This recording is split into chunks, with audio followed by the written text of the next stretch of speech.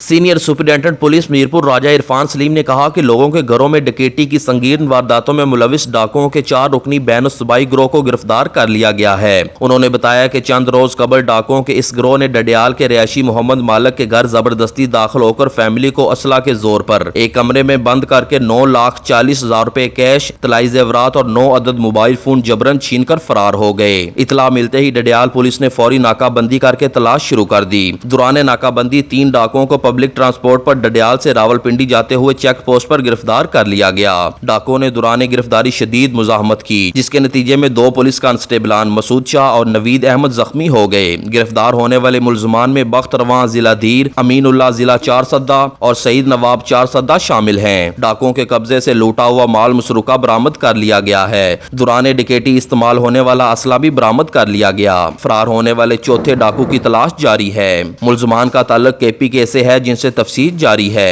ڈاکوؤں کو رہائش فراہم کرنے والے افراد کے خلاف بھی کارروائی عمل میں لائی جائے گی۔ محمد عرفان، روز نیوز، میرپور، آزاد کشمیر۔